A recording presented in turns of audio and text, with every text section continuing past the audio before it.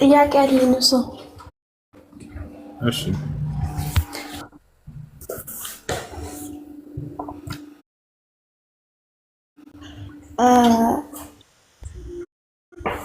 ከባለቤቴ ጋር ከተጣላን 3 ዓመታችን ነውና ተገናኝተን አናውቅም። በኦንላይን ላይ ብዙ ጊዜ እንደማይፈልገኝና ወደፊት የሱ ሚስት መሆን እንደማልችል ነው የሚነግረኝና ፍታኝ ምናምን ስሎ ደግሞ እኔ አልፈታሽም አንቺ ፍቺ እና 3 ዓመት ሙሉ ጠብቄያለሁና አሁን ፈልጋለሁ እሱ መፍታት ፈልጋለሁ ነው ራሴ እሱ ስለማይፈልግ አንደኛ ነገር አይፈልግ ማድረግ አለብኝ ነው እሱ ለመፍታት ሸሪዓ ፍርድ ቤት በመሄድ ኒካውን ማስወረድ። አንቺ መሄድ ካልቻልሽ ለቤተሰቦችሽ ውክልና ትሰጫቸውና እነሱ ሄደው ያስወርዱልሽ። አሁን እሱ ሀገር ቤት ውስጥ ነው ያለው እና እሱም ከአንቺ ከፈታሽን ችግር የለም ነው የሚለኝ እና እዛ ቤት ከቤተሰቡ ጋር ተነጋግሮ መጨረስ ነው የምፈልገው እኔ እንዲፈታ ማለት ነው። እሱን ነገር ምንድን ነው ማድረግ ያለብኝ? እሱን ፍታኝ ብለሽ እምቢ ካለ ሸሪዓ ፍርድ ቤት ነው እህት፣ ሸሪዓ ፍርድ ቤት ኒካ ያወርድልሻል። አንቺ መሄድ ካልቻልሽ ቤተሰቦችሽን ውክልና ትሰጫቸውና እነሱ ሸሪዓ ፍርድ ቤት ሄደው ኒካውን ያስወርዱልሻል። እሺ በቃ ችግር የለም። አመሰግናለሁ።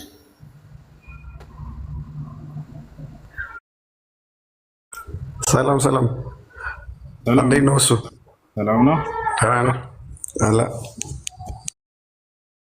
እሺ እሺ ልጠይቅህ? ጠይቅሽ። እሺ አላህ ለምንድን ነው ልጅ የሌለው? ስለማይገባው። የት አለ? እሺ ረሳያለሁ።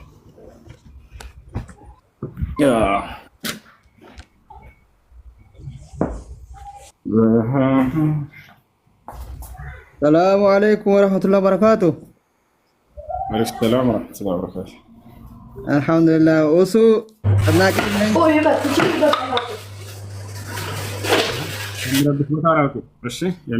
أوروبيا تجلال وسو.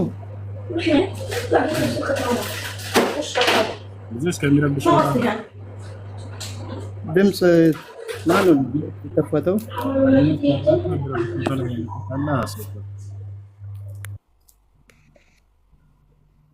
አሁን ይሰማል? ወንድም አንድ ሚዩት አድርገው እባክህ አንዴ።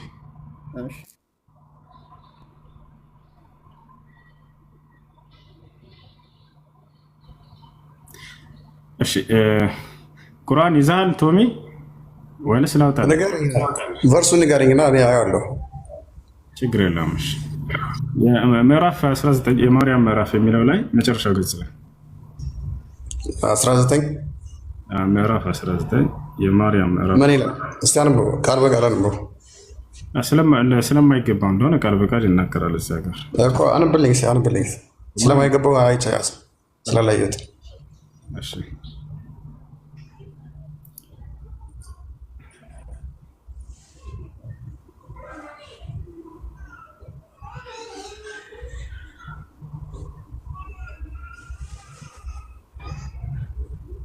እሺ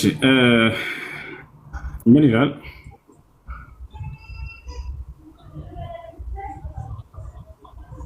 በመጀመሪያ ጀምሬ ላንብብና እንድትረዳው። አልረሕማን ልጅን ያዘ ወይንም ወለደ አሉ ይላል። አልረሕማን ከስሞች መካከል ነው አላህ። ከዚያ ቀጥሎ ምን አለ? ከባድ እነማን ናቸው እንደዛ ይሉ? ታዲያ ነች። ልቀጥልልህ። ለምን ልጅ እንደሌለ ሊናገር ነው ለጠየቀው ጥያቄ። ስለማይገባው ብዬህ ነበር። ስለማይገባው እንደሆነ ልጅ የሌለበት ምክንያት ካዲዎች እነማን እንደሆኑ ማስረጃ ሳይኝ ባልከው መሰረት ላሳየህ። እሺ ቁጥር 19 ቁጥር 92 ምን ይላል? ለአርራህማን ልጅን መያዝ አይገባም እያለ ይናገራል። ስለማይገባው እንደሆነ ተናግሯል እኮ። ለምንድን ነው አሁን እዛ ጋር አብዛኛው ቁርአን እንትኖች ላይ የጋኔን ምዕራፍ ላይ የተቀመጠው እንትን ላይ የተቀመጠው ሚስት እንዳጣ ነው የሚናገረው። ስለማይገባው እንደሆነ የሚናገርበትን አሳየኝ ማስረጃ ብለህ ነበር። ለሱ መልስ አገኘህ። መጀመሪያ ወደ ቀጣይ እንሄዳለን። አይ ኖ የማይገባው የሚለው የእሱ ባህሪ ከባህሪው አንጻር ሳይሆን ሚስት ሳይኖረው ሚስት ነው እንደ ምክንያት የተቀመጠው እንጂ ከባህሪው አንጻር አይደለም የተቀመጠው። አብዛኛው ቁርአን ቨርስ ላይ ስለማይገባው የሚለውን እንደሱ ብሎ የፈሰረልህን አንድ ሙፈሲር አሳየን። ትልቁ ላይ ነህ ክፈት። አንድ ሙፈሲር አንተ አሳየኝ እስኪ አሳየኝ። ከባህሪው አንጻር አንተ ለተናገርከው አሁን ማስረጃ ክፈት። ትልቁ ላይ ነህ። እኔማ ቁርአን 6 ሱረቱል አንከቡት ላይ ያለው 601 ላይ ያለው ሚስት ሳይኖረኝ እንዴት ልጅ ይኖረኛል ብሏል። እዚህ ስለማይገባው የተባለበት ምክንያት ለዚህ ነው ብሎ የተረጎመውን ሙፈሲር ምዕራፍ 19 ቁጥር 92 ላይ ያለውን እንደሱ ብሎ የተረጎመልህን አንድ ተርጓሚ ያሳየን እኮ። ይኸውልህ አዳምጠኝ ሳይሆን እና ይሄ የሌለበት የተረጎመ ተርጓሚ ያሳየን አንድ። እሺ ሱራ 39 ቁጥር 4 ላይ አላህ ልጅ ቢፈልግ ኑሮ ከፍጥረቱ ይወስድ ነበር ነው ጋር ስለማይገባ ይላል። ስለማይገባ ይላል እሱ ጋር ኖ ከፍጥረቱ መውሰድ እንደ ከፍጥረቱ ሴት ወስዶ የማይገባው ይላል። ጥያቄ አሁን ከባህሪ አንጻር የሚል የለም። አንተ ከባህሪ አንጻር መውለድ አይችልም የሚል ነገር የለም። እሱ ይሄንን ስለማይገባው የሆነበት ምክንያት እንደሱ ነው ብሎ የተረጎመልህ ምዕራፍ 19 ቁጥር 92ን አውጣና አሳየን እያልኩ ነው። ኦኬ ከምን አንጻር መሰለህ? አብዛኛው ቁርአን ቨርስ የሚያወራው ጋኔሎች ራሱ ቁርአኑን ሰምተው ምንድን ያሉ ጋኔሎች ያመነ እኛ ጋኔሎች ያመነ ይላል። ምንድን ነው ያመኑ? እሺ አዳምጠኝ። ከባህሪ አንጻር የሚል የለም። እሺ ከባህሪ አንጻር አሳየኝ። አንተ ዘሆል ከፍተህ አሳየን። ወሬህን አይደለም ለተናገርከው እየጠበቅኩህ ነው። እሺ ጭቅጭቅ አታርገውና ይኸው አዳምጠኝ። ከፍተህ አሳየን የተባለው እየጠበቅኩህ ነው። እሺ ዘሆል ቁርአን ምንድን ነው የሚያስረዳው? አይደለም የተጠየቀው የማይገባው እዚህ ቦታ ነው የሚናገረው። የማይገባው እንዲህ ነው ብለህ የተረጎምከውን እንደሱ ብሎ የተረጎመልህ ምዕራፍ 19 ቁጥር 92ን አንድ ተርጓሚ ያሳየን እያልኩህ ነው። አንተ አሳየኝ። አንተ እኮ ከባህሪው አንጻር የገባው ማለት ነው። ከባህሪው አንጻር እዚህ ያልተገባበት ምክንያት እንዲህ ነው ብለህ የተናገርከውን አንተ ተናገርክ አይደል? የተናገረ ሰው እኮ ማስረጃ ማውጣት ያለበት። እየጠበቀው ነው። አውጣ። ኦኬ አዳምጠኝ። አሁን ምን አልኩህ አንተ ነብበና አውጣና እሺ ቆይ አዳምጠኝ። መጀመሪያ የጥያቄ ለማዳመጥ ሳይሆን ለማንበብ ነው የፈለግነው። የተናገርከውን ምዕራፍ 19 ቁጥር 92ን አንተ በተረጎምክበት መንገድ የተረጎመ እዚህ ምዕራፍና ቁጥር ላይ ከፍተህ አሳየን። እየጠበቅን። እሺ የጥያቄው መነሻ ምን ነበረ? ከባህሪው አላህ ለምንድን ነው ልጅ የሌለው ወላሂ ተሳድቦ ለመውጣት ነው። ቀጥታ ቃል በቃል ጠየቀ። አላህ ለምንድን ነው ልጅ የሌለው ሲል ጊዜ ስለማይገባ አልኩት። እሱን አሳየኝ አለ። ልክ ካየ በኋላ ተረጎም አይደለ? ስትተረጎም ጊዜ ማንም ተረጎመልህ ቢያንስ መምጣት አለብህ። ከአንተ በፊት የቀደመ ተርጓሚ እንደለመዳችሁት እዛ ቁጭ ብላችሁ እንደምትፈተፍቱት አይደለም። ሁሴን ቤት ለምትናገረው ነገር ማስረጃ ትከፍታለህ። ወይ ካላወቃችሁ መጠየቅ፣ ከተፈላሰፋችሁ ያንን ትርጉም ማምጣት እንደሱ ብሎ የነገራችሁን ሰው ምን ይሻላችኋል? አላህ ይመስገን። እሺ ጥያቄ አለ። ቀጥል። አሰላሙ አለይኩም ወራህመቱላሂ ወበረካቱ። ወአለይኩም ሰላም ወራህመቱላሂ ወበረካቱ። ሰላም ነው። ሁሴን እንዴት ነው? አልሐምዱሊላህ። የኔ ጥያቄ ሴት ልጅ ኒቃብ መልበስ ግዴታ ነው በሚል ላይ ከጓደኛ ጋር ተከራክረን ነበር። እኔ ግዴታ ነው ያኔ ሴት የኒቃብ ግዴታ ነው ወጥቷል። አድሚኖች ለምንድን ነው ያስወጣችሁት? እኔ ያወረድኩት ማስረጃው ማምጣት ስላልቻለ እና በቁርአን ላይ ስለዋሸ ስለቀጠፈ ለምን አወጣችሁት?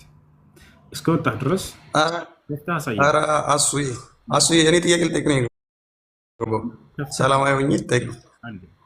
ለመማር ነው የመጣሁት እና ለተናገርከው ትርጓሜ ከፍተህ ማሳየት ትችላለህ ወይንስ ዋሽቻለሁ ትላለህ? ኦኬ አሁን ምንድነው? እሺ የጥያቄያችን መነሻ ምንድነው ያልከኝ? አላህ ልጅ የሌለው ለምንድን ነው ስልህ ከባህሪው አንጻር ነው። ከባህሪው አንጻር ነው የሚል ከፍተህ ማሳየት ትችላለህ ወይ? እሺ አሳያለሁ። እሺ አዳምጠኝ። በቃ እና ትልቁ ላይ ነህ አሳየን። እሺ ያው ቦታ ሰጠው።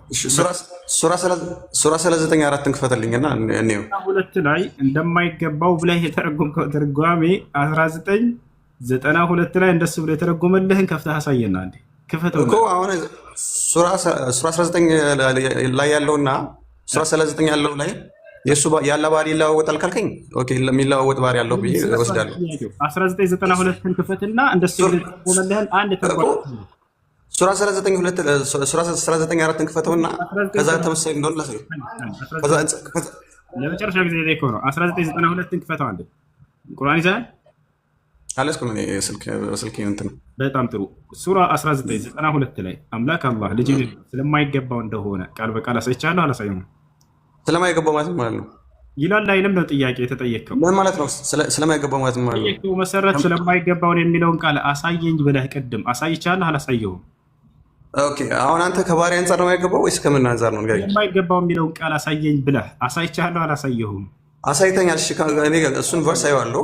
ይህ ጊዜ የተረጎምከውን ትርጓሜ ታስታውሰዋለህ አይደለ? ያን ትርጓሜ ሱራ 1992ን ማን ነው እንደሱ ብሎ የነገረህ? አሁን ከፍተህ ሱራ 1992 ላይ ያውና ትርጓሜ ብለህ አሳየን። ትልቁ ላይ ነው ያው። በቃ እሺ ያው አዳምጠኝ። አሁን አንተ ምንድን ነው የምትነግረኝ? እሺ አዳምጠኝ። ውስጥ አሁን ሰማሁ አይደለ? ታሳየ የተረጎምከውን ትርጓሜ ማሳየት ብቻ ነው። አሁን ክፈተው። እሺ እኔ እኮ አይደለም እንትሮ አንተ ከባህሪ አንጻር አይገባውም ማለት የቱ ጋር ነው ከባህሪ አንጻር አይገባው የሚል ያገኘው ቁርአን ላይ? ምንም ማድረግ አይቻልም። ማሳየት አይችልም። ምንም ውሸታም ናቸው። በራሳቸው እንዲተረጉሙት በራሳቸው መተርጎም በዛው ራሳቸውን ላይፍ ከፍታቸው ነው። እኔ ቤት እንደዛ አይሰራም። ቃል በቃል ስለማይገባው እንደሆነ አሳየኝ አለ። ቀጥታ አየህ። ከዚያ ተረጎመ ራሱ። የተረጎምከውን ትርጓሜ ያሳይ። ከየት ነው ያገኘው? የለም ወፍ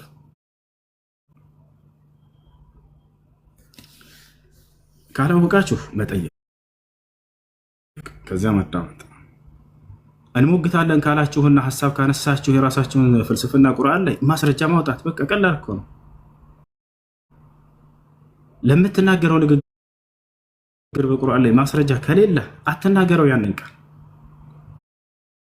ገብታችሁ አለ። እኛ መጽሐፍ ቅዱስ ላይ የሆነ ቃል ሳነሳ ጊዜ አውጣና ሳይ ይህን ብትል የማሳየውን ንግግር ካለ አልናገረው። ነውር ነው። የሰው መጽሐፍ ላይ አላህ ሙስተዓን እንደለመዳችሁ እዛ ቁርአንን አንስታችሁ እንደፈለጋችሁ መጫወት እዛ ላይፍ ከፍታችሁ ትችላላችሁ። ሙስሊሞች ቤት ገብታችሁ ግን ይሄን አታደርጉት። ሙስሊሞች ማለት ቁርአናቸውን በደንብ አድርገው የሚያውቁ ሰዎች ናቸው። በደንብ አድርገው ሳልገልጠው ገና ይሄን ቁርአን ጭንቅላቴ ውስጥ አውቀዋለሁ። ዝም ብለህ በአማርኛ ሀሳብ ብታወራ ቁርአን ላይ ምን እንደሚል የጨመርከውን የቀነስከውን ሁሉንም አውቀዋለሁ። እሺ ጥያቄ አለ ጠይቅ። ዮኒ ሰላም፣ እንዴት ነህ? ሰላም አለይኩም ወሱ። ወአለይኩም ሰላም ወራህመቱላህ። ሰላም ነው አልሐምዱሊላህ። ጥያቄ ነበረኝ። እኔ የዙሁር ሶላት እና የአሱር ሶላት ላይ በሚስጥር ማለትም ድምፅን ከፍ አድርጎ መስገድ የማይቻለው እሱን እንድታብራራልኝ ነው። እሺ ነብያችን ሰለላሁ ዐለይሂ ወሰለም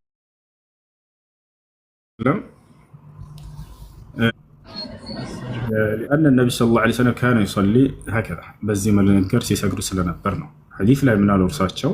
صلوا كما رأيتموني أصلي አሉ። ልክ እኔ ስሰግድ እንዳያችሁኝ አድርጋችሁ ስገዱ አሉ። የእርሳቸው አሰጋገድ እንዴት እንደነበረ ተዘግቦልናል። ከዚያ መካከል ምንድነው ድምፅን ከፍ አድርገው የሚሰግዱበት ጊዜ አለ፣ ድምፅን ዝቅ አድርገው የሚሰግዱበት ጊዜ አለ። የታወቀ ነው እሱ። የመግሪብን ሁለቱን ረካዓዎች፣ የዒሻን ሁለቱን ረካዓዎች፣ ሱብሒን ሁለቱንም ረካዓዎች እነዚህን ድምፅን ከፍ አድርገው ይሰግዳሉ። ከዚያ ውጭ ያሉትን ሶላቶች ደግሞ ዙሁርን ሁሉንም፣ አስርን ሁሉንም፣ የመግሪብ የመጨረሻውን ረካዓ፣ የዒሻ ሁለቱን የመጨረሻዎችን ረካዓዎች ድምፅን ዝቅ አድርገው ይሰግዱ ነበር። በዚህ መልኩ ከሰገዱ በኋላ ሰሉ ከማ ረአይቱሙኒ ኡሰሊ አሉ። ልክ እኔ ስሰግድ እንዳያችሁኝ አድርጋችሁ ስገዱ አሉ። ስለዚህ ለምንድን ነው ድምፅ ከፍ ዝቅ ተደርጎ የሚሰገደው በተለያዩ ሶላቶች ላይ ሲባል ጊዜ ኢቅቲዳእን ቢሱነቲ ነቢይ ዓለይሂ ሰላቱ ወሰላም። ምክንያቱ ምንድን ነው? የነቢ ሰለላሁ ዐለይሂ ወሰለም መንገድ ለመከተል ሲባል እርሳቸውን አላህ በቁርአን ላይ ቀጥተኛውን ጎዳና ታገኙ ዘንድ ሙሐመድን ተከተሉት ብሎ አዞናል ሰለላሁ ዐለይሂ ወሰለም። ቃለ ሱብሓነሁ ወተዓላ ወተቢዑሁ ለዐለኩም ተህተዱን፣ ቅኑን መንገድ ትመሩ ዘንድ ሙሐመድን ተከተሉት ብሎናል። ቁል ኢን ኩንቱም ቱሒቡነ አላህ ፈተቢዑኒ፣ ሙሐመድ ሆይ ለሰዎች እንዲበላቸው አላህን የምትወዱ እንደሆናችሁ እኔን ተከተሉ ይበላቸው። የዛኔ አንተን ሲከተሉ የአላህን ውዴታ ያገኛሉ እያለ ቁርአን ይናገራል። እሺ ሁለተኛው ጥያቄ ደግሞ ይሄ ጥያቄ ለእኔ ብቻ አይደለም ይመስለኛል፣ ለሁሉም መልስ የሚሆን ነው። አዲስ ሰለምቲዎች ወደ እስልምና ሲመጡ የሆነ ብዥታ የሚፈጥርባቸው ነው እና ምንድነው አላህ የት ነው ያለው? ግማሹ አርሽ ላይ ነው፣ ግማሹ ደግሞ ቦታ የለውም፣ ግማሹ ደግሞ ሁሉም ቦታ አለ የሚባል አለ። እስኪ ይህንን ነገር ግልጽ አድርገህ አስረዳኝ። እሺ አላህ ስብሐነሁ ወተዓላ ስለ ራሱ የተናገረውን አምኖ መቀበል ግዴታ። እኛ ከራሳችን በፍጹም ስለ እርሱ መናገር አይገባ ነው። የተናገረውን ነገር በቁርአን ላይ መቀበል፣ ሐዲስ ላይ ነብዩ ሰለላሁ ዐለይሂ ወሰለም የተናገሩትን መቀበል የጅብ ኢስባት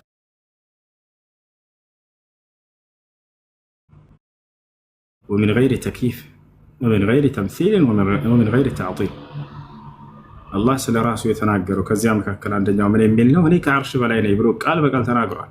በሰባት ቦታ ላይ الرحمن على العرش استوى ወይንም ثم استوى على العرش በሚል ቃል ስለ ራሱ ተናግሯል። እኔ ከአርሽ በላይ ነኝ ካለ خلاص ከአርሽ በላይ ነው። ከአርሽ በላይ እንደሆነ ቃል በቃል አምላክ አላህ Subhanahu Wa Ta'ala ተናግሯል። ይሄ ነው። እሺ ቃል በቃል እኔ ከአርሽ በላይ ነኝ ያለበት አለ ማለት ነው።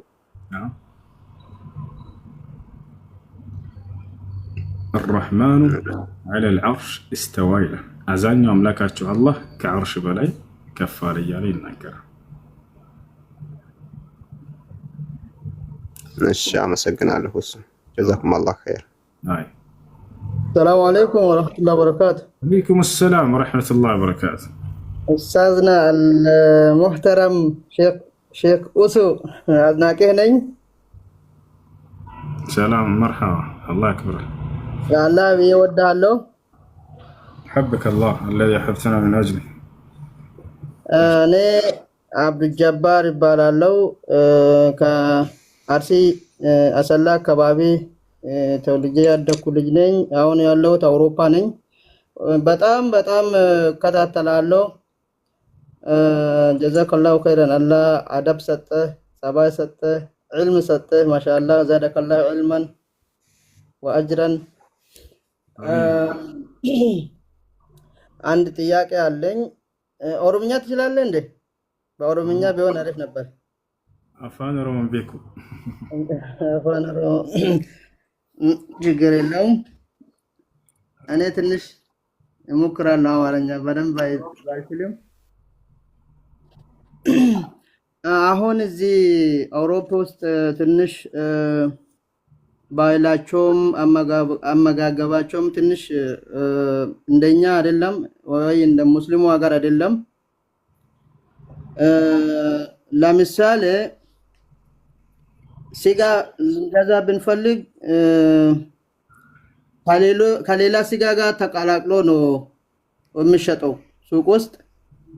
እሱ ነገር እንዴት ነው ለማለት ፈልጌ ነው።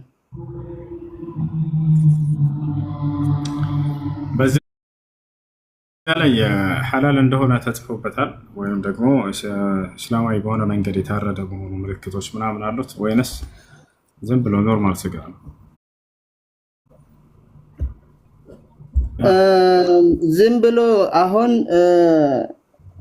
ሱቅ ኤልዲ የሚባል አለ፣ ሪቬ የሚባል አለ፣ ወይ ደግሞ ሊድል የሚባል አለ። አሁን ለምሳሌ የዶሮ ስጋ አለ፣ ሐላል ምናምን አይልም። ዝም ብሎ ነው ያለውት። እሺ ምንም የተጻፈበት እንዲህ ሐላል መሆኑን እስላማዊ በሆነ መንገድ የታረደ መሆኑ ያልተገለጸበት ከሆነ በሱቅ ላይ የሚሸጡ ስጋዎችን አስመልክቶ ለሁለት ይከፈላል። አንደኛ እስላማዊ በሆነ ሀገር ላይ የሚሸጥ የሆነ ስጋ አለ። ሁለተኛ ደግሞ አብዛኛው ነዋሪዎቹ ወይንም ሊያርዳሉ ስጋውን ተብሎ የሚታሰቡ አካሎች የሌላ እምነት ተከታይ መሆናቸው የሚታሰብበት የሆነ ሀገር። እንደ አስሉ እንደ መሰረቱ ስጋ ቢስሚላህ ተብሎ የታረደ መሆን አለበት። ነብዩ ሰለላሁ ዐለይሂ በቁርአን ላይ ፈኩሉ ሚማ ذكر اسم الله عليه ስላለ የአላህ ስም ተወስቶበት የታረደ ከሆነ ብሉ ስላለ፣ ወላ ተእኩሉ ሚማ ለም يذكر اسم الله عليه የአላህ ስም ያልተወሳበት ከሆነ ደግሞ እንዳትበሉ ስላለ። ነገር ግን እነዚህ ሱቅ ላይ የሚሸጡ ስጋዎች ቢስሚላህ ይባልባቸው አይባልባቸው አናውቃቸውም አይደል? ስለዚህ የስጋ አይነት ነብዩ ሰለላሁ ዐለይሂ ወሰለም ተጠይቀው ነበር። ሐዲስ ላይ ጠየቋቸው። ሷሃቦች ይዘው መጡና አንተ የአላህ መልእክተኛ ይሄን ስጋ ከየት ማን እንዳረደው እንዴት እንደታረደ አናውቅም አላቸው። ልክ ዛሬ ሱቅ ላይ እንደሚገኙ አይነት ስጋዎች ነቢያችን ሰለላሁ ዐለይሂ ወሰለም ምን አሏቸው? ኩሉ ወዝኩሩ ስመላሂ ዐለይሂ አሏቸው። እናንተ ቢስሚላህ ብላችሁ በሉበትና ብሉት ብለው ተናግረዋቸዋል። ቢስሚላህ ብላችሁ እናንተ ብሉት አሏቸው። በዚህ ላይ ዑለሞች ምን ብለው ተናገሩ? ያን የፈቀዱበት ነብዩ ሰለላሁ ዐለይሂ ወሰለም በዚያን ሰዓት ያርዳሉ ተብሎ የሚታሰበው በአብዛኛው ሙስሊሞች የሚኖሩበት አካባቢ ስለነበር ነው። አሁንም በዛ ቅያስ ሙስሊሞች በአብዛኛው የሚኖሩበት ሀገር ላይ ከሆነ የሚሸጠው ያ ተብሎ የሚታሰበው በዚያ ምክንያት ስለሆነ እንትን ማለት ትችላላችሁ፣ መብላት ትችላላችሁ ብሎ ተናግረዋል። ቢስሚላህ ብሎ ነገር ግን ከአላህ ስብሐነሁ ወተዓላ ውጭ ሌላን አካል የሚያመልኩ የሚበዙበት የሆነ ሀገር ከሆነ እዛኔ መተው የተሻለ። እሺ ጥሩ። ሌላ ሁለተኛና የመጨረሻ ጥያቄ አሁን እዚሁ እኔ አሁን ጀርመን ነኝ ያለሁት። አንዳንድ በጎች ወይ ፍየሎች የሚሸጡበት አለ ገጠር ላይ ማለት ነው። እዛ ሄደን እናርዳለን። እዛ ሄደን ስናርድ አንዳንድ ጊዜ እነሱ ራሳቸው ነው የሚያርዱት ለሰው። አንተ ካዘዝክ ማለት ደውለህ ቀጠሮን ትይዝና አሳርደህ ሄደህ ትወስዳለህ። አሁን እኛ ደግሞ ነግረን ነው እኛ ሙስሊም ነን ራሳችን ማረድ እንችላለን ብለን ነገር ነው። አዎ ትችላላችሁ አሉን። ግን ሄደን ስናርድ እኛ ከማራዳችን በፊት በእንትን ይነካል ህግ ነው አሉ። በኤሌክትሪክ ፍየሉ ወይ ደግሞ የሚጣረደው ነገር በኤሌክትሪክ ትንሽ ይነካል። ከዛ በኋላ ነው ቢስሚላህ ብለን የምናርደው። እሱ ነገርስ እንዴት ነው ማለት ፈልገን? አይሆንም። መጀመሪያ በኤሌክትሪክ ገድለው ከዚያ በኋላ ማረድ አይሆንም። አይገዳልም። አይሞትም እኮ ነፍስ አለው። ነፍስ አለው። እኔ አጠገቡ ቆሜ ነፍስ አለው እንትን ይላል። ልክ አንድ ትንሽ ይመቱታል። ከዛ በኋላ ወዲያው ነው ያርዳለሁ። ቢስሚላህ ብዬ ተገቢ አይደለም። መጀመሪያ እሱን የሚያሰቃየውን ነገር አድርገው ከዚያ ማረድ አይሆንም። እሱ ነቢያችን ሰለላሁ ዐለይሂ ወሰለም ስለ አስተራረድ አስመልክቶ እንስሳትን በምን መልኩ ማረድ እንዳለብን አስተምሮታቸውን ሲናገሩ ምን አሉ? ኢነላሃ ከተበ ልኢሕሳን ፊ ኩል ሸይ ፈኢዛ ቀተልቱም ፈአሕሲኑ ልቅትለ ወኢዛ ዘበሕቱም ፈአሕሲኑ ዝብሐ ወሊዩሕድ አሐዱኩም ሸፍረተሁ ወሊዩሪሕ ዘቢሐተሁ አሉ። አላህ በእያንዳንዱ ነገር ላይ መልካምን ነገር እንድታደርጉ ደንግጓል አሉ። ሐታ እንስሳትንም በምትገድሉ ጊዜ በጥሩ አገዳደል ግደሉት፣ በምታርዱትም ጊዜ በጥሩ አስተራረድ እረዱት። አንዳችሁ የሚያርድበትን መሳሪያ በደንብ አድርጎ ይሳለው፣ እንዲሁም የሚያርደውንም እርድ ቶሎ ብሎ ያሳርፈው አሉ። ስለ ሰው እርድ አይደለም እያወራ ያሉት፣ ስለ እንስሳት እርድ ነው። የጅማ እንዳትቆርጡት። ይሄን ሐዲስ እያወራን ያለነው ስለ እንስሳት አስተራረድ ነው። በደንብ አድርጎ ይሳለው ቢላውን ብሎ ሸፍ ሲናገር እንድንታረድ ነው ብለው ቀዘኑብን። እኛ ጅማ ፖለቲካ ይስሩባችሁ መምሮቻችሁ። የምሬ ነው። ይሄ ሐዲስ የሚናገረው ስለ እንስሳት አስተራረድ ነው። ቁርጥ አድርገው ይሄንን በቃ ስለ ሰው አስተራረድ ነው። እና ሐዲስ ነቢያችን ሰለላሁ ዐለይሂ ወሰለም በእያንዳንዱ ነገር ላይ መልካምን ነገር አድርጉ ብሎ ተናገሩ። በምታርዱትን እንስሳ አደራ ስታርዱ በጥሩ አስተራረድ እረዱት አሉ። ለምሳሌ አምጥተህ ከኋላ እንዲህ ልትቀጨው አይገባም። መጀመሪያ እንደዚህ በኤሌክትሪክ አሰቃይተህ ተገቢ አይደለም። ይሄ ይወጫ ፈኢዛ ዘበሕቱም ፈአሕሲኑ ዝብሐ ስታርዱ ጊዜ አስተራረዳችሁን አሳምሩ አሉ። ወሊዩሕድ አሐዱኩም ሸፍረተሁ አንዳችሁ የሚያርድበትን መሳሪያ በደንብ ይሳለው አሉ። ካልተሳለ እንዲህ እየዘገዘክ እንዳታሰቃየው ማለት ነው እንስሳቱን። ወሊዩሪሕ ዘቢሐተሁ የሚያርደውንም እርድ ቶሎ ያሳርፈው አሉ። ያ ማለት ቢላውን ይዘህ ከፊቱ አትዙር፣ ቶሎ ብለህ ያሳርፈው፣ ቶሎ ብለህ እንትን በለው እረደው ወይንም ግደለው። እሺ እና በዚህ አስተራረድ በኤሌክትሪክ እንዲያሰቃይቶ መጀመሪያ መግደል እሱ ተገቢ አይደለም። እሺ እዚህ ላይ ትንሽ ማብራሪያ እሱ አሁን እኛ አማራጭ የለንም። ከሱቅም ስንገዛ እንዳልኩ ነው ሄደን ብስምላህ ብለን ራሳችን ልናርድ ስንሄድ ህግ ነው አሉ እነሱ። አሁን ለምን በኤሌክትሪክ እንደዚህ መጀመሪያ ይደረጋል። ኤሌክትሪክ አይሆንም። ኤሌክትሪክ ስንለው ህግ ነው፣ እንቀጣለን። ሁሉ ሰው በዚህ መልክ ነው ማረድ የሚችለው አሉን። ስለዚህ እኛ አማራጭ የለንም። አሁን ይሄ አይታየልንም። ታዲያ ችግሩ ታይቶ ሁሉ ነገር አይታይም። አሁን ሌላ ሀገር ቢሆን ኦኬ እንዳልከው ነው። እንዲህ አሰቃይታቸው እንድታርዱ አይፈቀድም በኢስላም። እኛ አይደለም ደግሞ ያሰቃየ ነው እነሱ ሰውየው ነው ባለ ንብረቱ። እንደዛ ማድረግ እንደዚያ ይበላል አይበላም የሚለውን በተመለከተ ሳይሞት ስለሆነ የታረደው ይበላል። ያስተራረዱ ሁኔታ ግን እንስሳቱን ነገ መልቂያማ ይጠየቁበታል እነዚህ ሰዎች። በዚህ ሁኔታ መጀመሪያ በኤሌክትሪክ አሰቃይተው ከዛ ማረዳቸው ተገቢ አይደለም። ጀዛከላሁ ኸይረን። ፎሎ መልስልኝ፣ ቢላሂ አለይክ ፎሎ መልስልኝ። በጣም ነው የምወደህ፣ በእውነት አድናቂ ነኝ። እና ጁማ ነው ዛሬ። የሆነ ትንሽዬ ቁርአን አያ ብሞክርስ ትሰጠኛለህ እድሉን? ደስ ይለኛል ሰው ሲቀራ መስማት። أعوذ بالله من الشيطان الرجيم.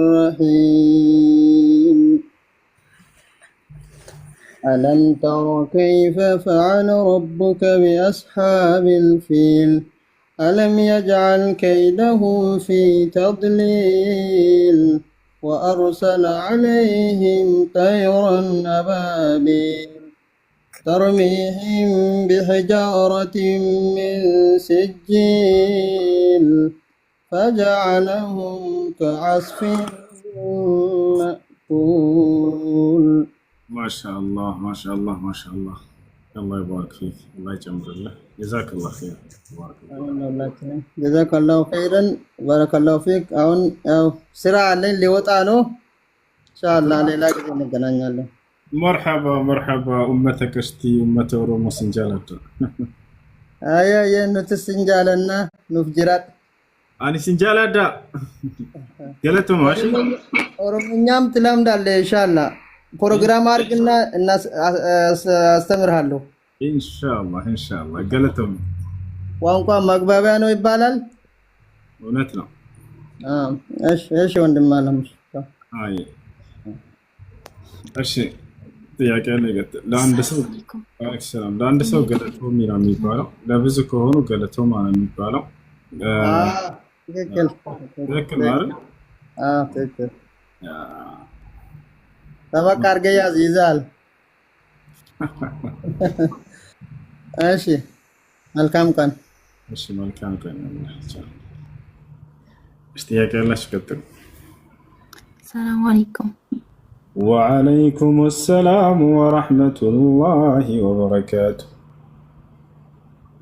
እኔ ሁሌም ልጠይቅ ስልስል አታስገባኝ ማለት ነው። እኔ በጣም ነው ጭንቅ ይለኛል አንዳንዴ እንትን መዝሙራቸውን የእነሱ መዝሙር እንትን ይሰማለሁ። በቃ እንትን ቁርአን መቅራት ራሱ አልችልም ማለት ነው። የእነሱ መዝሙር ለቃለሁ፣ በቲክቶክ ራሱ ለቃለሁ። ሰው ደግሞ ምንድነው ምን ይሆንሽ ነው ይለኛል። እኔ ደግሞ ወድጄ አይደለም በቃ ዝም ብሎ በቃ ያዳምጣለሁ ማለት ነው። በቃ ከቁርአን ይልቅ እሱን ነው ማዳምጣው እንሰማው። አንድ ጊዜ ደግሞ ክርስቲያን ሆኛለሁ ምናምን ብዬ አወራሁኝ ማለት ነው።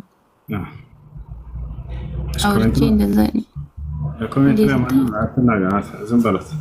ለማንኛውም ይኸውልሽ ሙስሊም ጓደኞች ጋር ነው የምትውይው ወይንስ ሌሎች ጓደኞች ጋር ነው የምትውይው? አረ የክርስቲያኑ ጓደኛ የለኝም።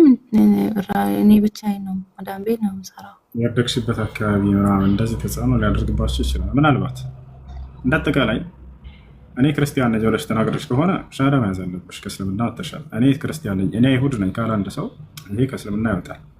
እኔ ሙስሊም አይደለሁም ቢል ከዛልክ ልክ ከእስልምና ይወጣል። ሌላኛው ነገር መዝሙር ማዳመጥ። በዚያ መዝሙር ላይ የሚነገሩት የክህደት ቃላቶች ናቸው። ኢየሱስ ክርስቶስ ከነቢያቶች መካከል አንድ ነብይ ነው። እርሱን አምላክ የሚያደርግ ማንኛውም መዝሙር ያ የክህደት የሆነ ንግግር ነው። ማርያምን ልክ እንዲሁ ወደ መጠየቅ ወደ መለመን እርሷን እንድትደርስላቸው ይሄም እንዲሁ ከዛልክ ከአላህ ውጭ ሌላ አካል መጣራት ነው። ማርያምና ኢየሱስ ክርስቶስ በጣም እንወዳቸዋለን እናከብራቸዋለን። ግን እነርሱን ወደ አምልኮ የሚጠራ ማንኛውም ነገር ክልክል ነውና አይቻልም ማዳመጥ። እሽት ሐራም ነው። አይቻልም። ሰውየው ያንን በማዳመጡ ከእስልምና ይወጣል ወይ ከተባለ ያንን አምኖበት ከሆነ ከእስልምና ይወጣል።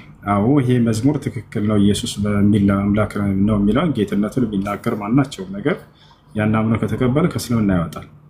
ካላመነስ ከተባለ እንደ ወንጀል ብቻ ነው የሚቆጠረው። እሱ እንደ ወንጀል ነው። ከዚህ ወንጀል ሰው ሊወጣ ይገባል።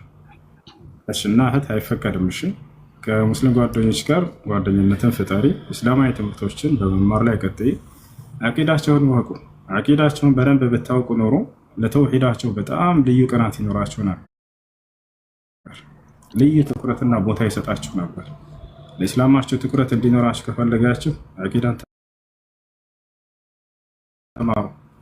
الذي ما عنده عقيدة يعني هذا يسقط في دينه وفي توحيده. بتوحيد لا يودك عليه ምንም አይነት ድርሻ አይኖረውም ይዛል። ስለዚህ ሙስሊም ጓደኞች ያዥና እስላማዊ ትምህርቶችን መማርን ቀጥል። ሻሃዳ በራስሽ መያዝ ትችያለሽ። ታውቂያለሽ አይደለ? yes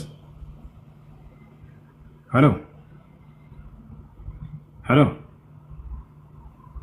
ወርድሻል መሰለኝ። السلام عليكم ورحمة الله وبركاته. السلام عليكم. ሻሃዳ ያዥና السلام عليكم وزو. እና እስላማዊ ትምህርቶችን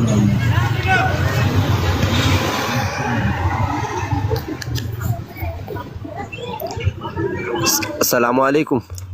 ወአለይኩም ሰላም። ስለ ሱና ሶላት ጥያቄ ነበረኝ።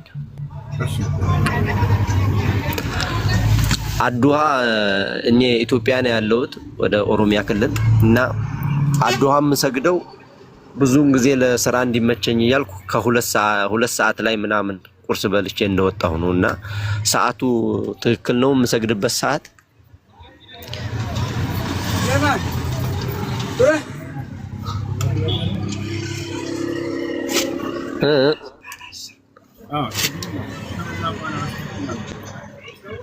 ከፍታለች በኋላ መስገድ ይቻላል። ፀሐይ ከወጣች ቢያንስ ከ20 ከ30 ደቂቃ በኋላ ትችላለህ። የማይቻለው ምንድን ነው? ፀሐይ እየወጣች ባለችበት ሰዓት ነው።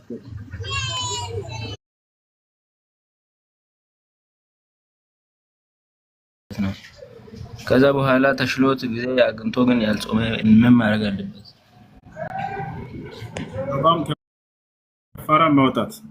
ቀዳም ከፋራ ማውጣት ሙሉ በሙሉ እስካሁን ድረስ ከህመሙ ያላገገመ ገና እየተሻለው ከሆነ በተሻለበት ጊዜ ቀዳ ማውጣት ነው።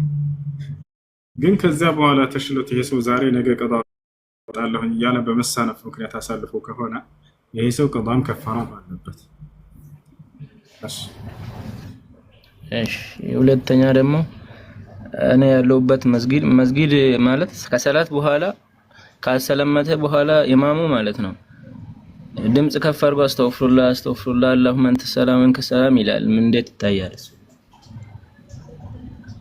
ኦኬ የራሱን ከሶላት በኋላ የሚባለው ዝክሮችን ቢል ችግር የለውም። ድምጹን ከፍ ማድረጉ አስፈላጊ አይደለም። ሌሎችን አዛ እንዳያደርግ اللهم انت السلام تبارك يا ذا الجلال والاكرام استغفر الله كذا في 3 ጊዜ ከዛ اللهم انت السلام ከዛ سبحان الله الحمد لله الله اكبر እነዚህን ዚክሮች በራሱ ማለት ነው ድምጹን ከፍ ባያደርግ መልካም ነው። ሌሎችን አዛ እንዳያደርግ ሲባል ሁሉም በየራሱ ይበል። ነብዩ ሰለላሁ ዐለይሂ ወሰለም من سبح الله دبر كل صلاة مكتوبة 33 وحمد الله 33 وكبر الله 33 فتلك 99 وتمام بها قوله لا إله إلا الله وحده لا شريك له له الملك والحمد وعلى كل شيء قدير. بلا تناقض من قالها غفرت له خطاياه وإن كانت مثل زبد البحر.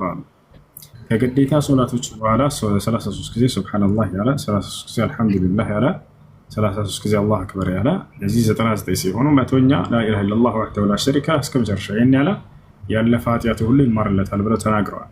ስለዚህ እነዚህን ዚክሮች ሁሉም ሰው በየራሱ ማለት ነው ያለበት ድምጹን አንዱ በሌላው ላይ አዛ እንዳያደርግ ከፍ ሳያደርግ ቀስ ብሎ ይባል። ጀዛከላህ ሹስ አላህ ይጠብቅ። አሜን።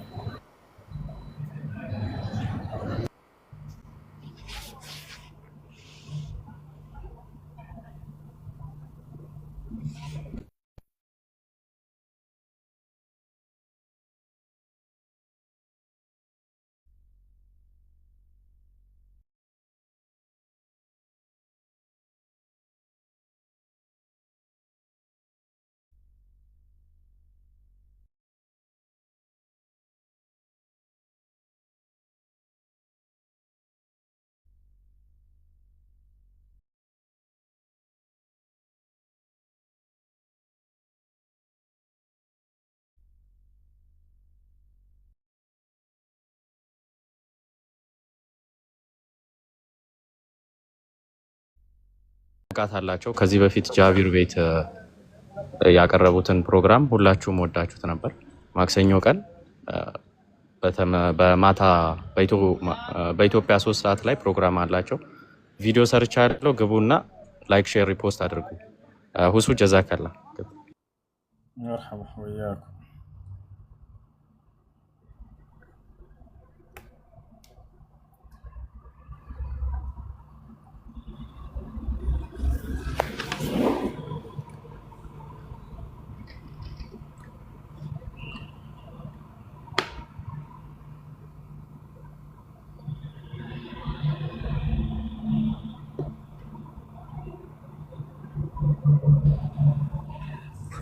ሰላም አለይኩም ሁሱ፣ እንዴት ነህ?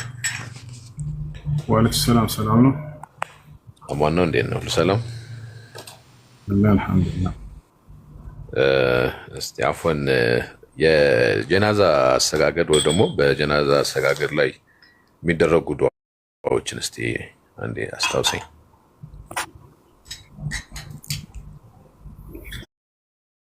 እና እነሱን እንትን ለማለት የሚረዳኝ እንትኖች ካሉ መጽሐፎች ካሉ ኦር ኪታቦች ንገረኝ በዛው። ነው አጭር ነው፣ ትንሽ ነች እኮ። ሶላተል ጀናዛ አሰጋገድ። ሶላተል ጀናዛ አንድ ሰው በሞተ ጊዜ ለእርሱ ዱዓ ለማድረግ አስመልክቶ የሚሰገድ የሆነ የሶላት አይነት ነው። ሰውየው በእኛ ባለንበት አካባቢ የተገኘ ከሆነ ሶላተል ጀናዛ ተብሎ ይጠራል። እኛ በሌለንበት አካባቢ ከሆነ ደግሞ ሰላተል ጋኢብ ይባላል። ለምሳሌ እናንተ ኢትዮጵያ ሆናችሁ ሰውየው አሜሪካ ላይ ቢሞት ወይም ሳዑዲ ላይ ቢሞት ያ ሰው መሰገድ ካለበት ቢሰገድበት ያ ሶላት ምን ተብሎ ይጠራል? ሶላተል ጋኢብ። ልክ ነቢያችን ሰለላሁ ዐለይሂ ወሰለም እንትና ማነው ነጃሺ በሞተ ጊዜ እንደሰገዱበት ማለት ነው። ያ ምን ተብሎ ይጠራል? ሶላት አልጋኢብ ተብሎ ይጠራል። እሺ እንዳጠቃላይ አሰጋገዱ ሁኔታ 4 ተክቢራቶች አሉት። የመጀመሪያው ተክቢራ ላይ አላሁ አክበር ብላችሁ ሱረቱል ፋቲሃ ነው የምትቀሩት። ከዚያ ሁለተኛው ተክቢራ ላይ አላሁ አክበር ብላችሁ ሰለዋት ልክ ተህያቱ ላይ ስትቀሩ መጨረሻ ላይ የምትለው ሰለዋት ማለት አላሁመ ሰሊ ዐላ ሙሐመድ ወዐላ አሊ ሙሐመድ ከማ ሰለይተ ዐላ ኢብራሂም ወዐላ አሊ ኢብራሂም إنك حميد مجيد وبارك على محمد وعلى آل محمد كما باركت على إبراهيم وعلى آل إبراهيم إنك حميد مجيد السلام عليكم. እሱን እንደጨረሳችሁ ቀጣዩ ምንድነው?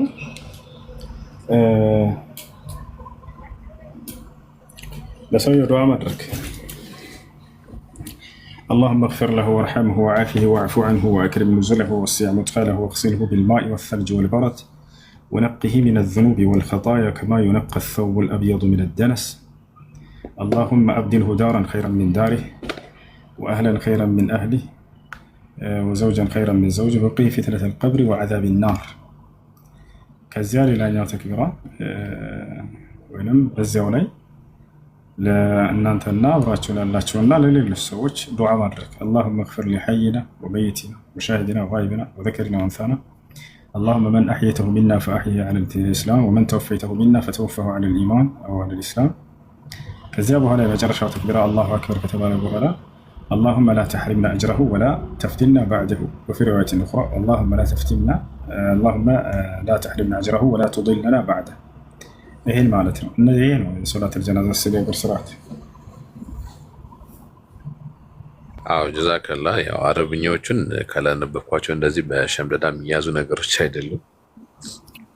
እንትን ላይ ምናልባት እስኪ ሒስኑል ሙስሊም አውርድና እሱ ላይ ታገኘዋለህ አለ ፕሌይ ስቶር ላይ ሒስኑል ሙስሊም በልና የሶላተል ጀናዛ አሰጋገድ የሚለው ላይ ታገኘዋለህ ኢንሻአላህ። እሺ አንድ ሰው ሰላት በሚሰግድበት ሰዓት ያው የተለያየ አይነት እንትኖች አሉት አይደል? ስህተቶች የሚሰራቸው ስህተቶች ምናምን የቂራት የአቀራር ስህተቶች፣ እነዛ ስህተቶቹ ለማረም እየሞከረ በሚሰግደው ሰላት ላይ አትሊስት ያው አቀማመጡም ይሁን አቋቋሙም ሩኩዕ፣ ስጁድ አደራረጉም በሚያደርጉ ሰዓት በሚሳሳተው ስህተቶች ሰላቱን አያበላሽበትም ወይ? ለማስተካከል እየሞከረ እየሰገደም ቢሆን ማለት ነው።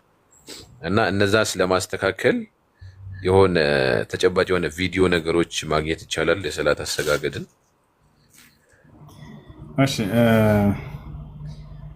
ሰውየው ማንኛውም ዲናዊ ነገራቶችን ሃይማኖታዊ ነገራቶችን እየሰራ እያለ እየጣረ እያለ ቢሳሳት አውቆ እስካልሆነ ድረስ አላህ ያንን ደስተት አይቆጥርበትም። ለምሳሌ ቁርአን በሚቀራ ጊዜ የሚሳሳትን ሰው አስመልክቶ ነብዩ ሰለላሁ ዐለይሂ ወሰለም ተናግረዋል። ሐዲስ ላይ ምን አሉ? አልማሂሩ ቢልቁርአን መዐ ሰፈረቲ الكرام البررة والذي يتتعتع فيه له أجران አሉ። ቁርአንን አሳምሮ የሚቀራ ሰው የእርሱ ደረጃ ከመላእክቶች ጋር ነው አሉ ነብዩ ሰለላሁ ዐለይሂ ወሰለም። ያ ደግሞ እየተሳሳተ እያስተካከለ እየተወላገደ እየተነሳ የሚቀራ ሰው እያረመ ራሱ ይሄ ደግሞ በሁለት መንገድ ምንዳን ያገኛል ብለዋል። አንደኛ ትግል በማድረጉ፣ ሁለተኛ በሚያነብበት በእያንዳንዱ ፊደል ምንዳን ያገኛል። አየህ። ስለዚህ የሚሳሳትን ሰው ጥረት ለማድረግ እውነትን ለማወቅ ሃይማኖታዊ ተግባራቶችን ለመስራት ብሎ እየታገለ ያለ ሰው ይህን ሰው አላህ ሱብሓነሁ ወተዓላ እንደ ጥፋተኛ አይቆጥረው። እንዳውም ያንን ጥረት በማድረጉ ሁሉ ይመነዳዋል። ነገር ግን ይማሪያ ሰው ከእውቀት ባለቤቶች ጋር ጠጋ ብሎ ስህተትን ያውቅና ያስተካክል ዘንድ መማር አለበት። እሺ ጀዛከላህ። የመጨረሻ ብቻ አንድ ጥያቄ ልጠይቅህና አንድ ሰው ሰላቱ ልክ ለመሆኑ ምድራዊ ነገር ላይ በዚህ በሚታይ ነገር ላይ ማወቅ ይቻላል የሚሰግደው ሰላት ልክ መሆኑን? በሶላቱ አላህ ስብሐነሁ ወተዓላ በሱረቱል አንከቡት ላይ ይናገራል። ኢነ ሶላተ ተንሃ ዐኒል ፈሕሻኢ ወልሙንከር፣ ሶላት ከጸያፊ ነገርና ከመጥፎ ነገር ትከለክላለች ይላል። ያንጻል ራሱ መቅቡል መሆኑን የሚያሳውቅበት ምክንያት ማለት ነው። ያንጻል ሶላቱ ወደ መልካም ነገር፣ በመልካም ነገር ላይ እስቲቃማ እንዲኖረህ ያደርጋል። ከክፉ ነገራቶች ደግሞ እንድትርቅ ያደርጋል። وهذا يدل على أن صلاتك يعني مقبولة። ያንን ያሳያል። በመልካም ስራ ላይ በሶላቱ ላይ ይጸናል ሰውየው። መጽናቱ በዚያ ላይ ሶላቱ ተቀባይነት እንዳገኘ ማረጋገጫ ነው አንደኛ። እሺ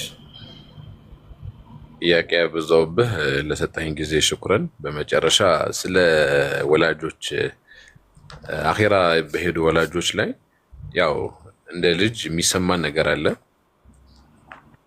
ሰደቃም ከምኑም ባለፈ እነሱን ባስታወስን ሰዓት ማንም በማይረብሽ መልኩ ድምጻችንም ዝቅ አድርገን ተደብቀን መሆን ማልቀስ ጉዳት አለው ወይ?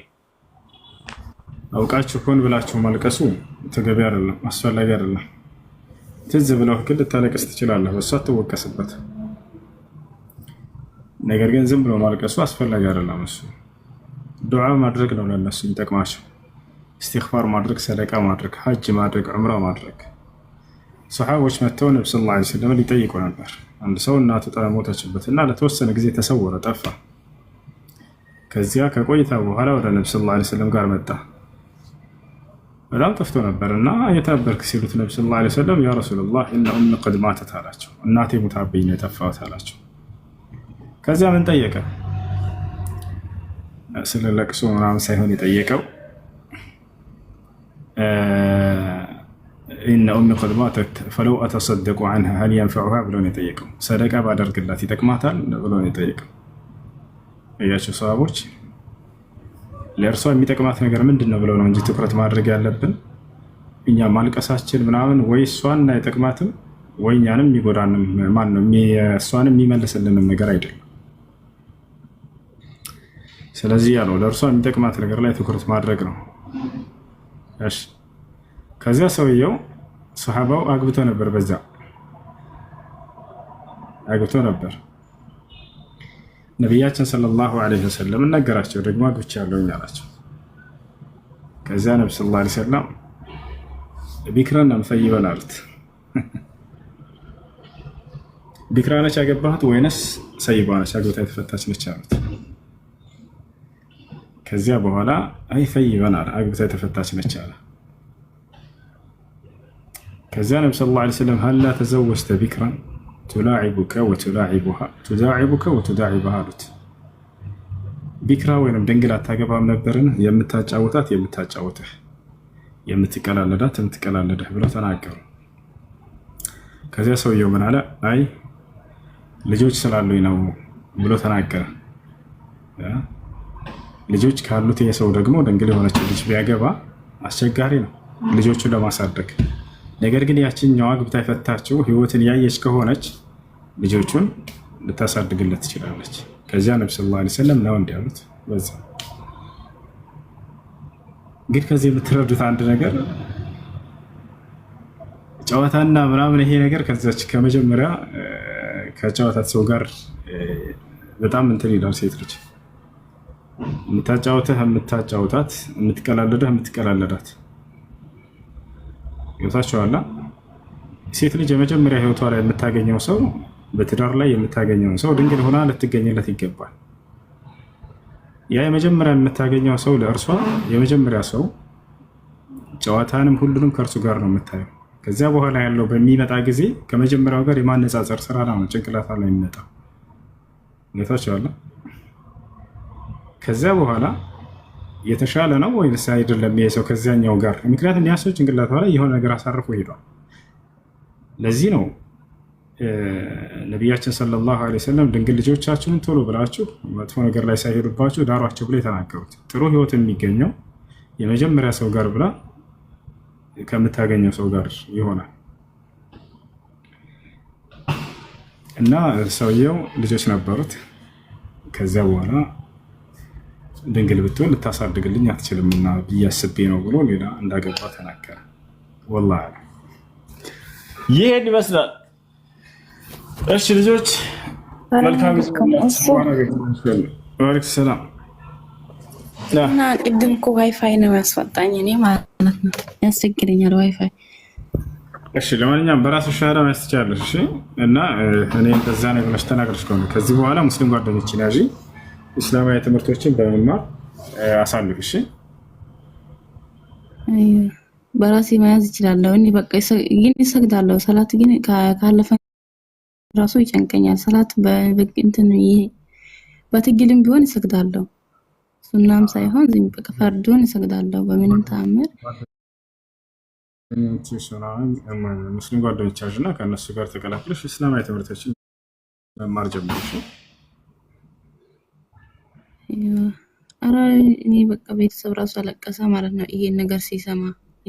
ይሄን ነገር ወደ ጉዳይ ገብተናል ጨርሰናል። ሂጂና ራስሽ ሻራ ይዘሽ ሶላትሽን ቀጥይ። ከዛ በኋላ ሙስሊም ጓደኞችሽን ይዘሽ እስላማዊ ትምህርቶችን መማር ቀጥይ። እሺ እሺ፣ አመሰግናለሁ። እሱ ሰላም አለይኩም። ወአለይኩም ሰላም።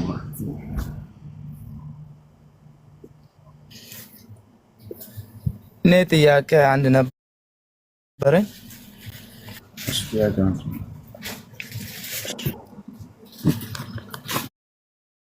አይሰማም? ሄሎ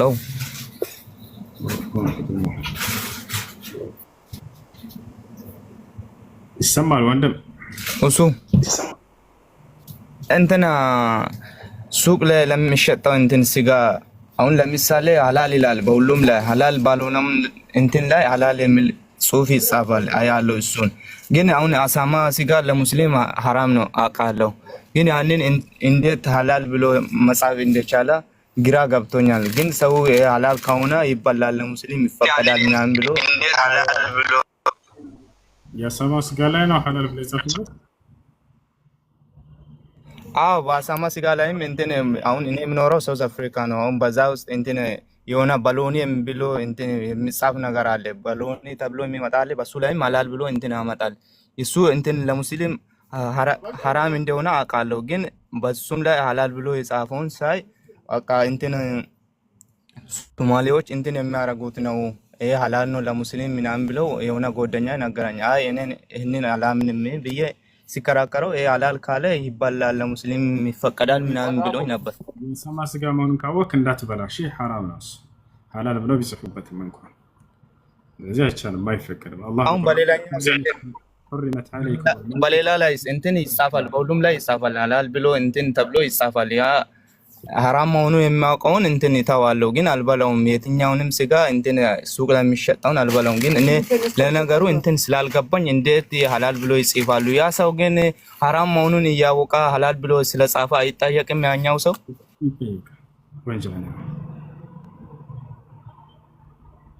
ይጠየቃል። እሺ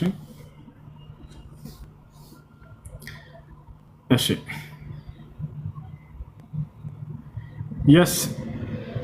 የስ ወርዳለሽ። ቀጥል፣ ጥያቄ አለሽ? ቀጥል።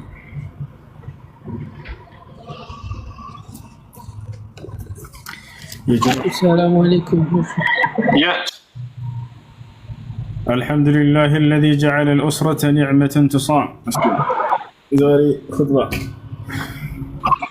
الحمد لله الذي جعل الأسرة نعمة تصام ومودة تستدام ورحمة ونشهد أن لا إله إلا الله ونشهد أن محمدا رسول الله صلى الله وسلم وبارك عليه وعلى آله وصحبه ومن والاه. أما بعد فأوصيكم عباد الله ونفسي بتقوى الله. قال جل في علاه: يا أيها الناس اتقوا ربكم الذي خلقكم من نفس واحدة وخلق منها زوجها وبث منهما رجالا كثيرا ونساء واتقوا الله الذي تساءلون به والأرحام إن الله كان عليكم رقيبا. أيها المؤمنون، حديثنا اليوم عن الأسرة، وما أدراكم ما الأسرة؟ لولاها لما وجد على الأرض إنسان، وما عبد الناس الرحمن، وما بنوا الأوطان. ذلك لتعلموا أن تكوين الأسرة والحفاظ عليها التزام ديني ومطلب شرعي وواجب وطني، بها تستمر الحياة وتتعاقب الأجيال على طاعة الله وعمارة أرضه جل في علاه. ولقد كان تكوين الأسر من هدي الأنبياء وسنتهم. قال سبحانه وتعالى: ولقد أرسلنا رسلا من قبلك وجعلنا لهم أزواجا وذرية. وذكر سبحانه في القرآن أسرة آدم وأسرة نوح وآل إبراهيم وآل عمران، وقص علينا من نبأ آل يعقوب وأهل أيوب وموسى وأمه وأخيه وأخته وعيسى وأمه عليهم جميعا السلام. تلكم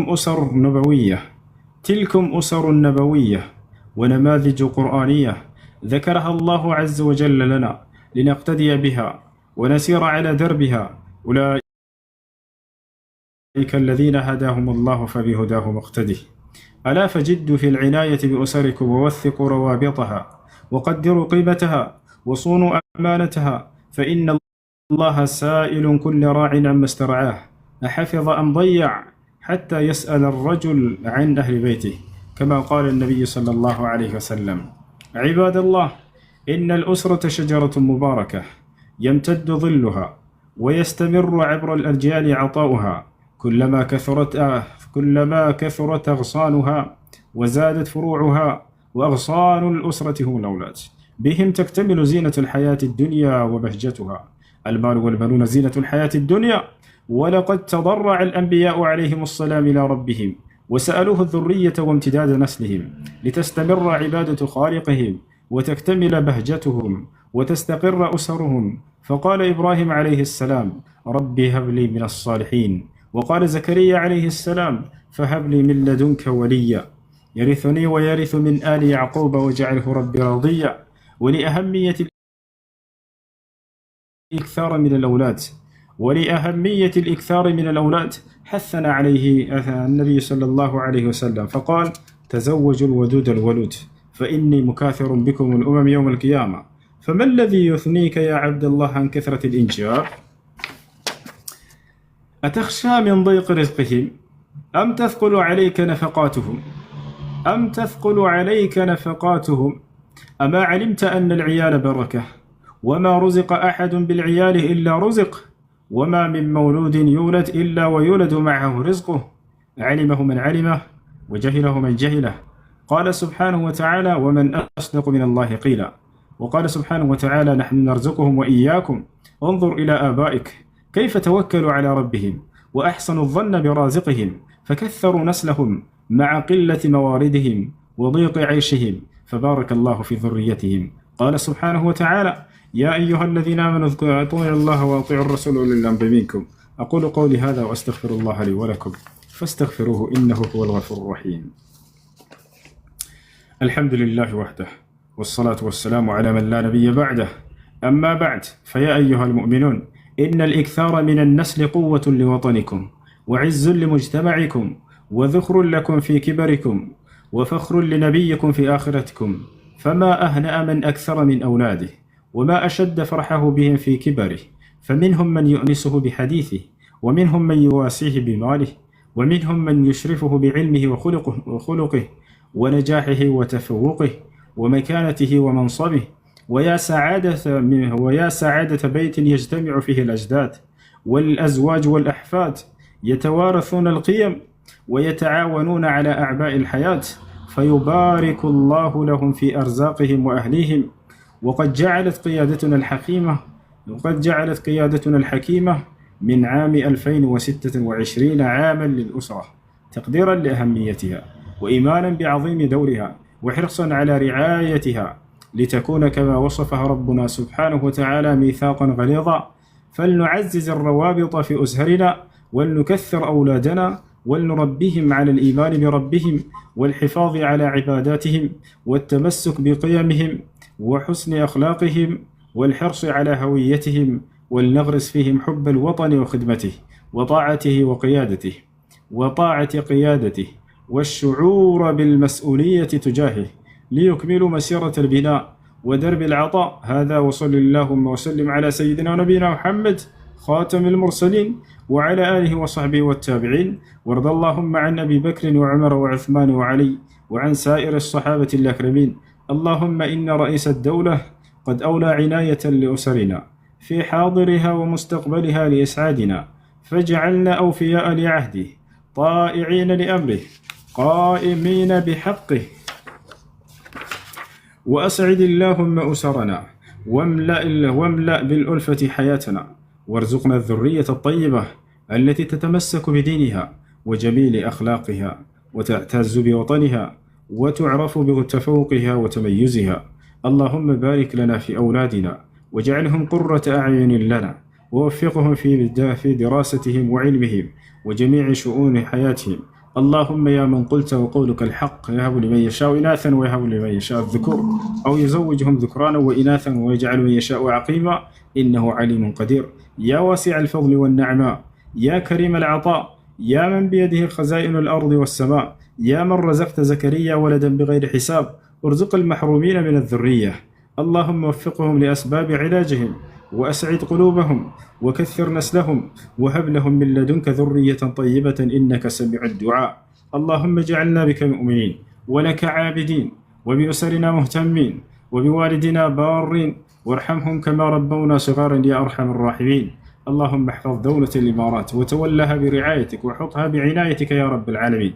اللهم احفظ بحفظك الشيخ محمد بن زايد رئيس الدولة، وأدم عليه لباس السداد والحكمة، ووفقه ونوابه وولي عهده الأمين، والشيخ محمد بن راشد وولي عهده ونوابه وإخوانه حكام الإمارات وأولياء عهودهم لكل ما تحب وترضاه. اللهم ارحم الشيخ زايد والشيخ راشد والقادة المؤسسين، والشيخ مختوم والشيخ خليفة بن زايد والشيخ حمدان والشيخ الإمارات الذين انتقلوا إلى رحمتك، وادخلهم بفضلك فسيح جناتك، واشمل شهداء الوطن برحمتك وغفرانك. اللهم ارحم المسلمين والمسلمات الأحياء منهم والأموات. اللهم يا واسع الرحمة ويا عظيم المنة، اسقنا الغيث ولا تجعلنا من القانطين. اللهم أغثنا، اللهم أغثنا، اللهم أغثنا. اللهم إنا نستغفرك إنك كنت غفارا، فأرسل السماء علينا مدرارا. اللهم اسقنا غيثا مغيثا هنيئا مريئا، تحيي به البلاد وترحم به العباد، وتجعله قوة وبلاغا إلى حين. عباد الله، اذكروا الله العظيم الجليل يذكركم، واشكروه على نعمه يزدكم، وأقم الصلاة.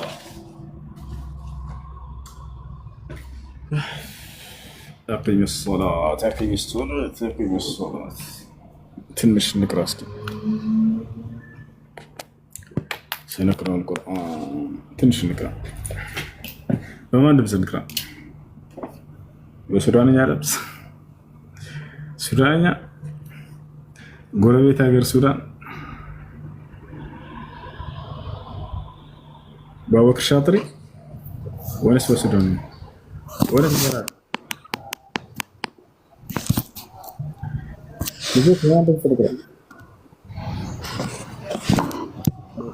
በአቡበክር ሻጥሪ أبوك الشاطر يبسطا أبوك الشاطر يدنس ما نقرأ سورة الكهف قدم سلكران سورة النجم. سورة النجم عايش.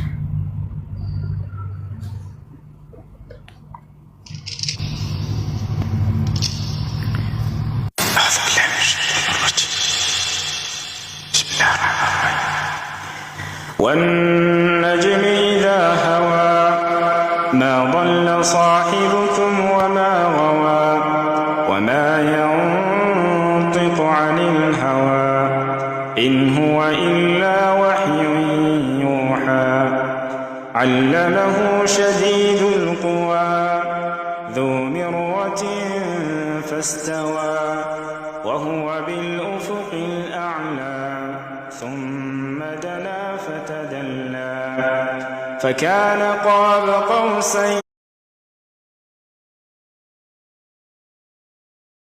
أو أدنى فأوحى إلى عبده ما أوحى ما كذب الفؤاد ما رأى أفتمارونه على ما يرى ولقد رآه نزلة أخرى عند سدرة